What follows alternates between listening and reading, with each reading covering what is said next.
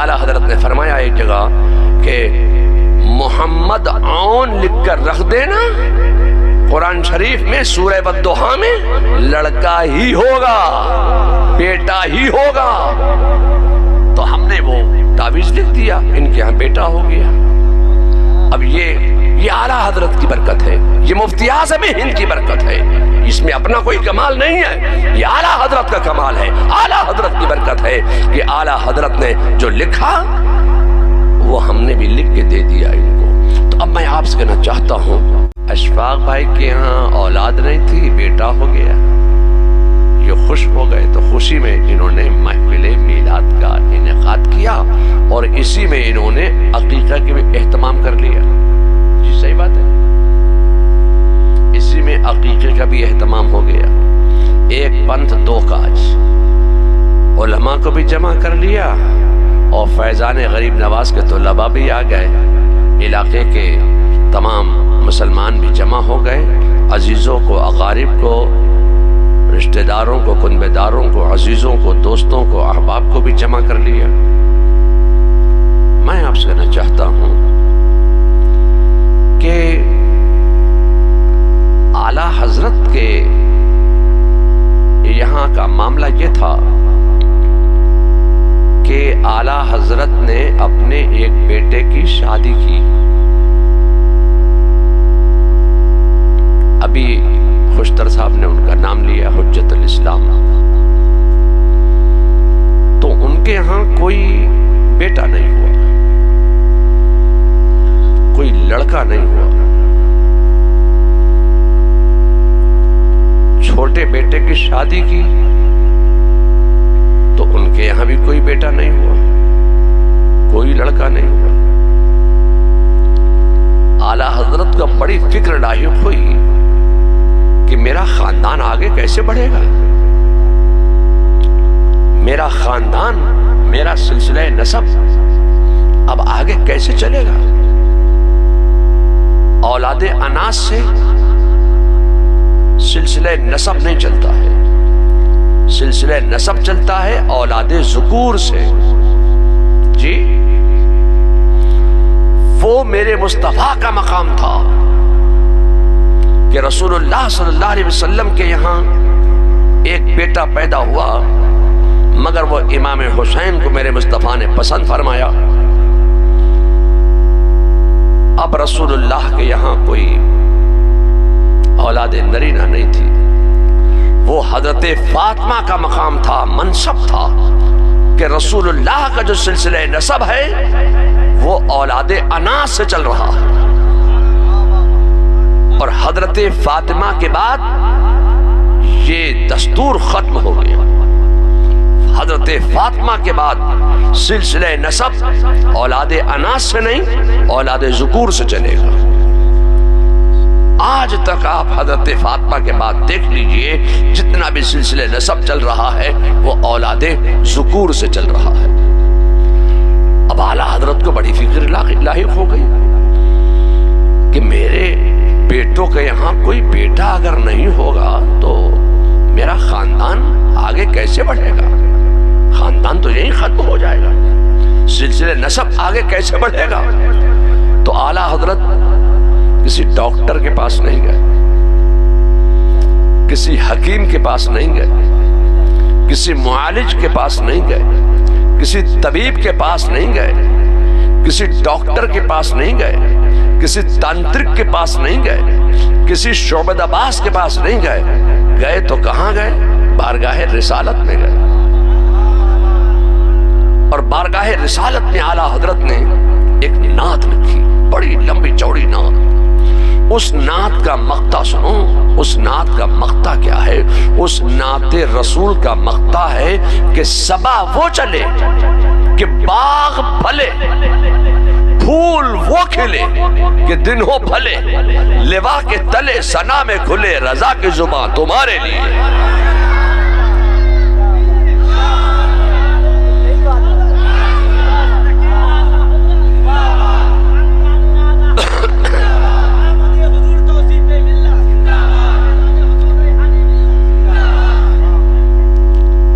جب اعلیٰ حضرت نے یہ دعا کی، اب یہاں یہاں سے میں رک کر یہ کہنا چاہوں گا بڑی صفائی کے ساتھ کہ اعلیٰ حضرت کے اشعار آپ نعت کے طور پر پڑھیں تو وہ نعت ہے، سلام کے طور پر پڑھیں تو وہ سلام ہے، درود کے طور پر پڑھیں تو وہ بارگاہ رسالت میں درود ہے، دعا کے طور پر پڑھیں تو وہ دعا ہے، التجا کے طور پر پڑھیں تو وہ التجا ہے، منقبت کے طور پر پڑھیں تو وہ منقبت ہے۔ اعلیٰ حضرت نے اپنی اس نعت کے مقطع میں ایک دعا کی ہے۔ کیا دعا کی ہے؟ یا اللہ میرے یہاں ایک پھول کھل جائے۔ ایک بیٹا مانگا، ایک بیٹا۔ جب اعلیٰ حضرت اور پھر اعلیٰ حضرت کی یہ نعت بارگاہ رسالت میں مقبول ہوئی اور اعلیٰ حضرت کے بیٹے استاد حضرت سیدنا حجت الاسلام حضرت حامد رضا خان کے یہاں ایک بیٹا پیدا ہوا۔ اس بیٹے کا نام انہوں نے رکھا ابراہیم رضا عرف جیلانی میاں، اور پھر فرمایا کہ جیلانی میری زبان ہوگا، اور پھر فرمایا کہ حامد منی وانا من حامد، فرمایا حامد مجھ سے اور میں حامد سے ہوں۔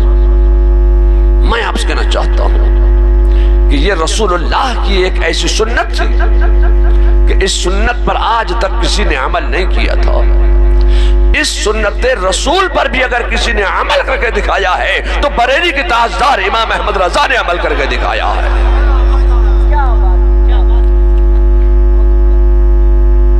حضرت سیدنا آقا کائنات مصطفیٰ جان رحمت صلی اللہ علیہ وسلم کی سنت کیا تھی؟ فرمایا علی منی وانا من علی، علی مجھ سے آئے۔ یہ بات تو سمجھ میں آتی ہے کہ علی مجھ سے ہے اور میں علی سے ہوں۔ کیا مطلب ہے؟ مطلب یہ ہے کہ حضرت علی نے رسول اللہ کا کلمہ پڑھا، ایمان لائے، علی مجھ سے آئے اور میں علی سے ہوں۔ یہ تو بات سمجھ میں آتی ہے کہ علی مجھ سے ہے اور میں علی سے ہوں۔ کیا مطلب ہے؟ مطلب یہ ہے کہ اب میرا سلسلہ نسب، میرا خاندان جو چلے گا حضرت علی کی اولادوں سے چلے گا۔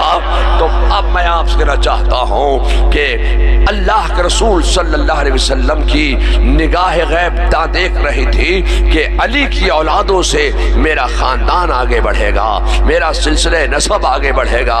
آج آپ دیکھیں کہ کربلا کے میدان سے ایک امام حسین کے ساتھ جو تشریف لے گئے تھے تو کربلا کے میدان سے حضرت امام زین العابدین ہی تو زندہ سلامت بچ کر آئے تھے، وہ ایک ہی تھے نا۔ کیا حسین کی اولادیں ختم ہو گئی؟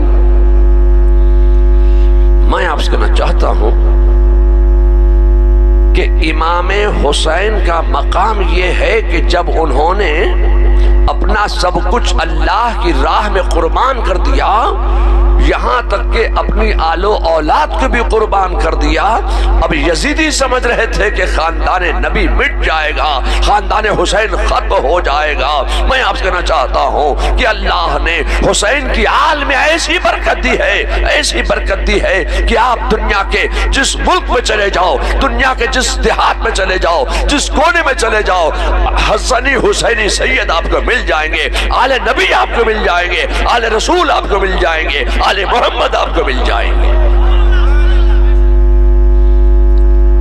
میں آپ سے کہنا چاہتا ہوں کہ رسول اللہ کی یہ ایک سنت تھی، علی منی وانا من علی۔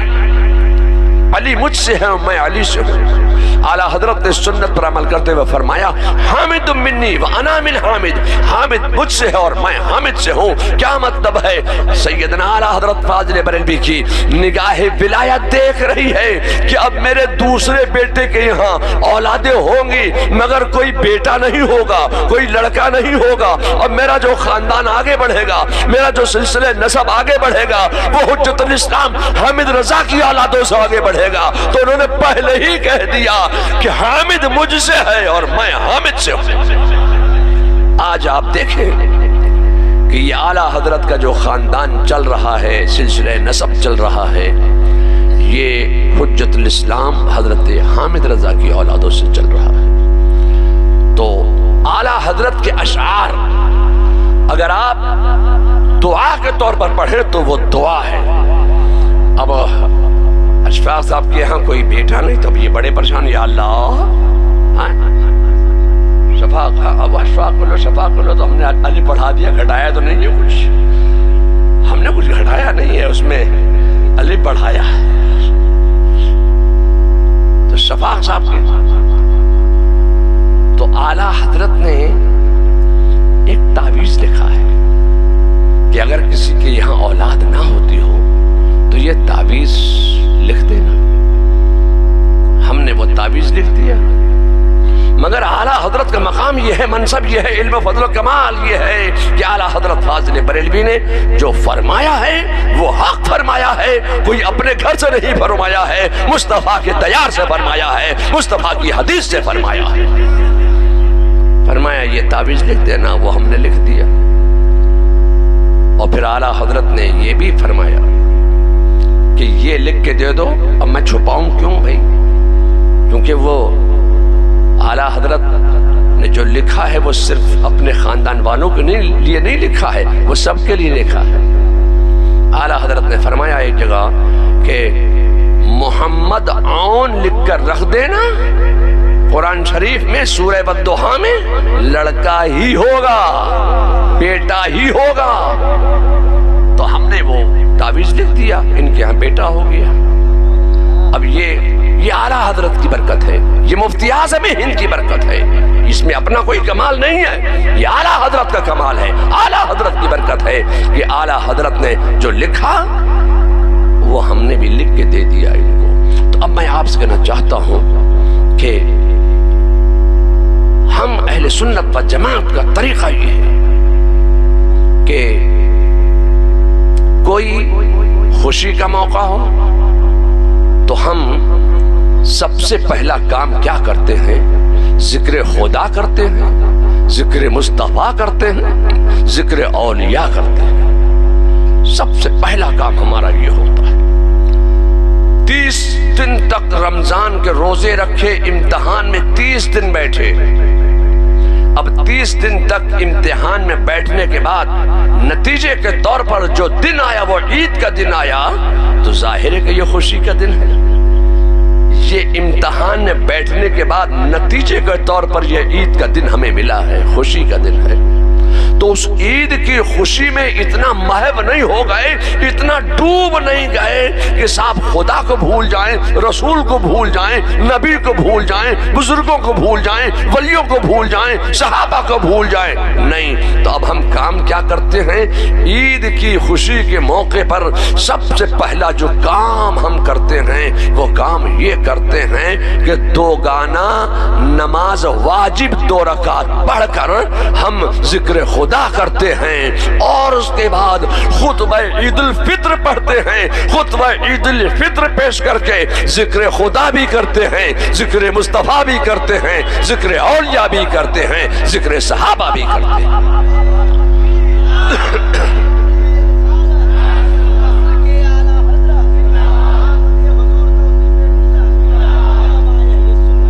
تو ہم اہل سنت و جماعت کا طریقہ یہ ہے کہ ہم کسی بھی موڑ پر، کسی موقع میں، کسی لمحہ نہ اپنے خدا کو فراموش کرتے ہیں، نہ اپنے رسول کو بھولتے ہیں، نہ بزرگوں کو بھولتے ہیں۔ ہر وقت ہم ذکر و اذکار کرتے ہیں، ذکر خدا بھی کرتے ہیں، ذکر مصطفیٰ بھی کرتے ہیں۔ ایسے ہی خوشیوں کے بہت خوشی کے موقع آتے ہیں. ایسے ہی صاحب خوشتر بھائی، انسان کی زندگی میں سب سے بڑی خوشی کا موقع کون سا ہوتا ہے؟ ظاہر ہے کہ آپ کہیں گے کہ جب ہمارا نکاح ہوا ہماری سب سے بڑی زندگی کا خوشی کا دن وہی تھا. اور اول رضا صاحب، آپ کی سب سے بڑی خوشی کا دن کون سا تھا؟ تو آپ بھی یہی کہیں گے کہ جس دن میرا نکاح ہوا. تو انسان کی زندگی کا سب سے بڑی خوشی کا دن وہ دن ہے کہ جس دن اس کا نکاح ہوتا ہے. تو اس خوشی کے موقع پر نکاح کی خوشی میں ہم اتنا ڈوب نہیں جاتے ہیں، ہم اتنا محو نہیں ہو جاتے ہیں نکاح کی خوشی میں کہ صاحب خدا کو بھول جائیں، رسول کو بھول جائیں، بزرگوں کو بھول جائیں، ولیوں کو بھول جائیں. نہیں، ہم اس نکاح کی خوشی کے موقع پر بھی سب سے پہلا جو کام کرتے ہیں وہ خطبہ نکاح پیش کرتے ہیں. اور خطبہ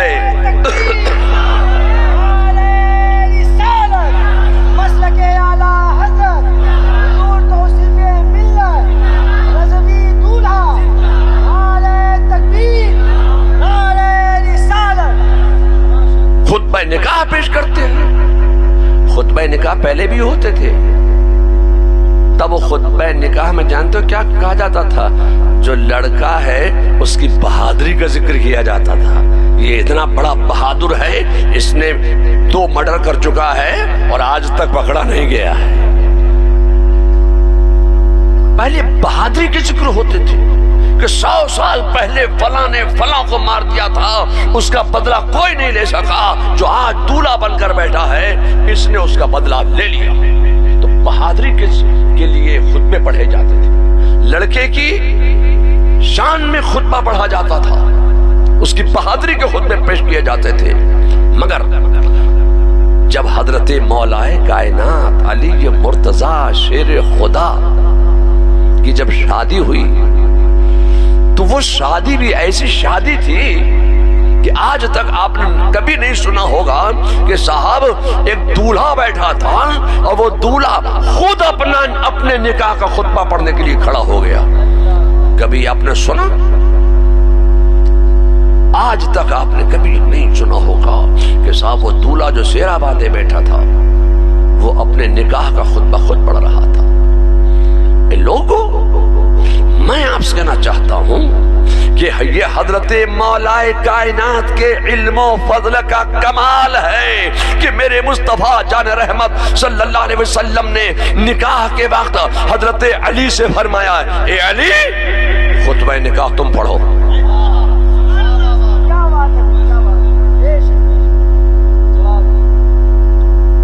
تو حضرت مولائے کائنات اپنے نکاح کا خطبہ خود پڑھ رہے ہیں. اب خطبہ نکاح میں مولائے کائنات نے کیا پڑھا؟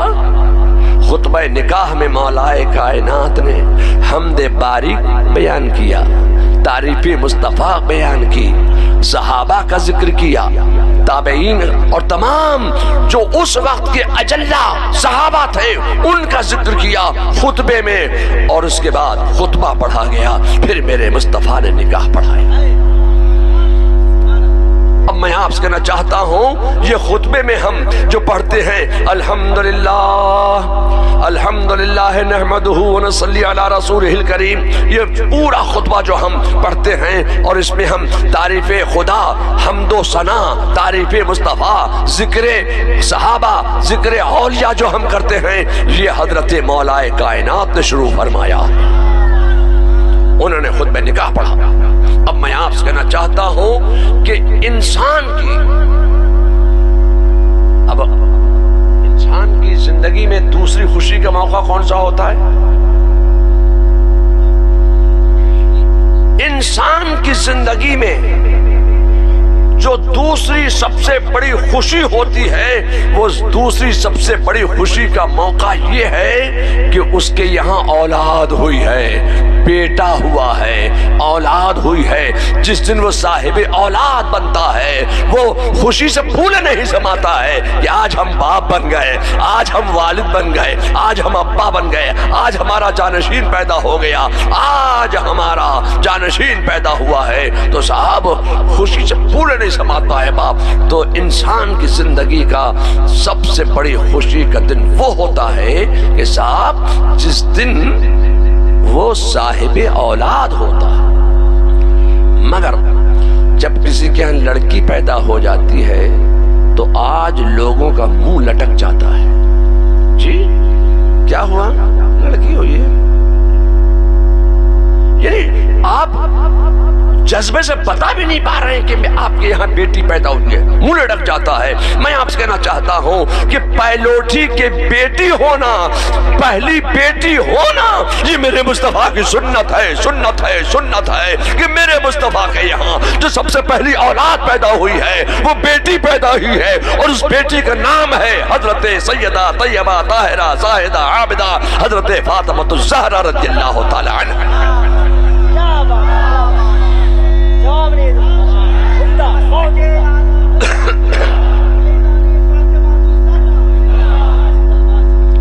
لوگوں کے منہ لٹک جاتے ہیں۔ میں آپ سے کہنا چاہتا ہوں تو انسان کی زندگی میں دوسری سب سے بڑی خوشی کا موقع یہ ہے کہ صاحب جس دن اس کے یہاں اولاد پیدا ہوئی، بیٹا پیدا ہوا، تو اب اولاد پیدا ہونے کی خوشی میں اتنا ڈوب نہیں گئے کہ خدا ہی کو بھول جائیں، رسول ہی کو بھول جائیں۔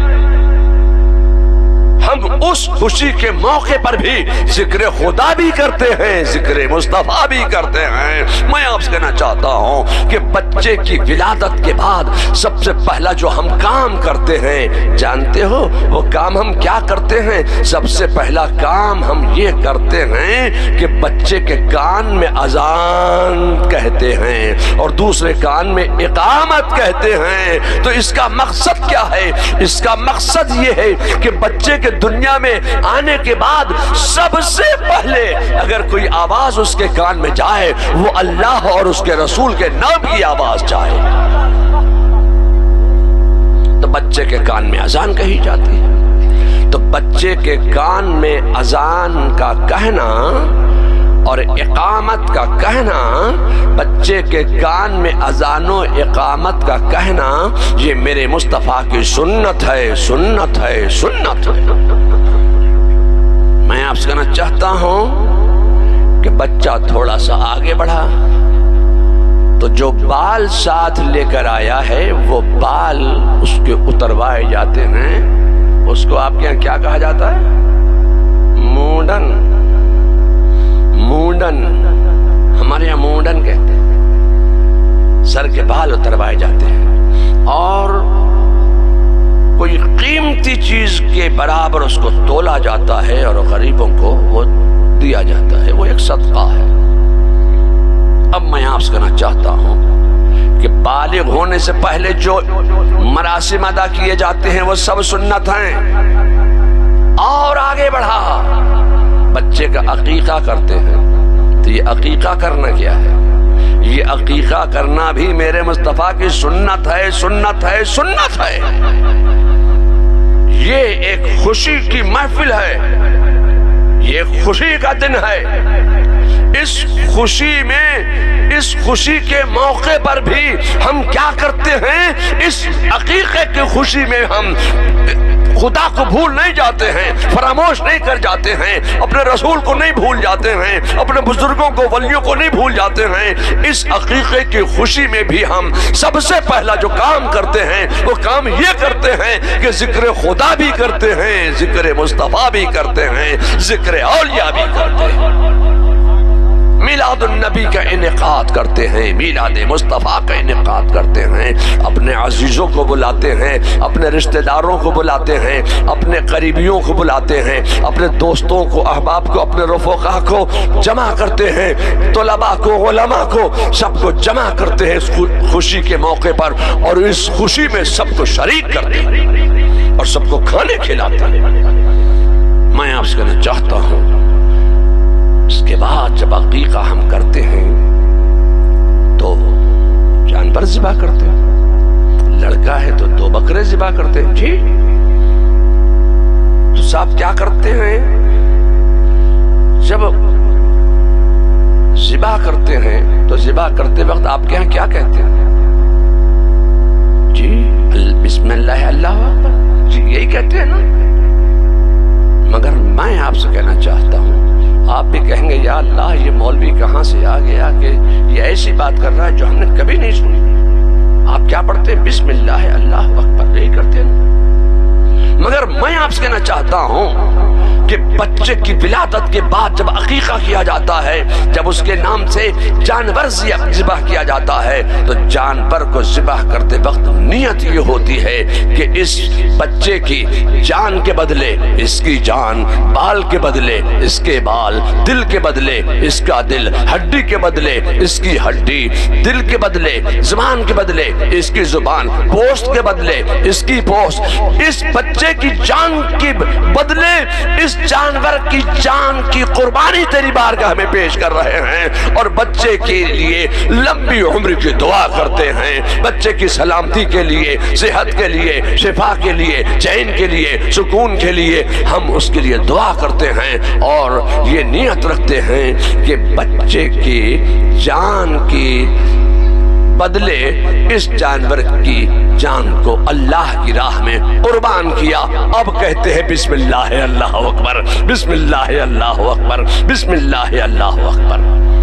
میں آپ سے کہنا چاہتا ہوں کہ ہم اہل سنت و جماعت کا طریقہ یہ ہے کہ ہر موقع پر، ہر موڑ پر، ہر لمحہ ہم ذکر خدا کرتے ہیں، ذکر مصطفیٰ کرتے ہیں، ذکر اولیاء کرتے ہیں، اور اپنے مقربین بارگاہ الہی کا ذکر کرتے ہیں۔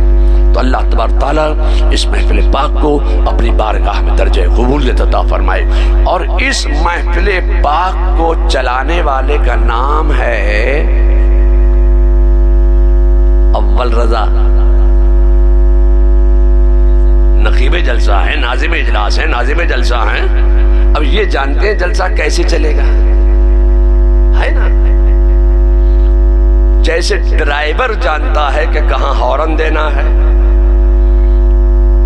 کہاں اسٹیئرنگ کو تھوڑا سا کاٹنا ہے، کہاں زور سے اور کہاں ایکسیلیٹر دینا ہے، کہاں بریک لگانا ہے، کہاں کلچ دبانا ہے، یہ ڈرائیور ہی جانتا ہے۔ اب باہر والا کہے کہ نہیں نہیں ایسے چلے گی گاڑی تو گاڑی نہیں چل سکتی، تو آپ سمجھ گئے کہ نہیں سمجھ گئے؟ یہ جب نعرے لگا رہے ہیں، یہ ایکسیلیٹر اور بڑھا رہے ہیں کہ تقریر اور آگے بڑھائیے، اور آگے تقریر بڑھائیے، یہ بریک نہیں لگا رہے ہیں۔ اور جب یہ کہتے ہیں جزاک اللہ، اور بریک لگ گیا، یہ بریک ہے۔ انہوں نے کہہ دیا بارک اللہ، یہ بریک لگا دیا۔ یہ تھوڑا سا خاموش ہو کر ایسے بیٹھ گئے، اس کا مطلب یہ ہے کہ وقت کافی ہو گیا، کھانا کھانا ہے۔ تو میں پہلے کتاب پڑھتا تھا، اب کتاب نہیں پڑھتا، ٹائم نہیں ہے، چہرے پڑھ لیتا ہوں۔ تو مولانا کا چہرہ میں نے پڑھ لیا، تو یہ مولانا جلسے کے ڈرائیور ہیں، کہ جلسہ کیسے چلے گا یہ جانتے ہیں۔ انہوں نے تھوڑا سا سر جھکا لیا، ہم سمجھ گئے ٹائم زیادہ ہو گیا بس۔ تو مولانا نے آپ کے گاؤں میں، پنڈالے میں ایک مدرسہ قائم کیا ہے، اس مدرسے کا نام ہے مدرسہ فیضان غریب نواز۔ اس مدرسے کا آپ تعاون کیجئے، اس کو ترقی پہنچائیے، ان کے طلباء کا احترام کیجئے، یہاں کے علماء کا احترام کیجئے، اور ان کے مدرسے کو اپنا مدرسہ سمجھیے۔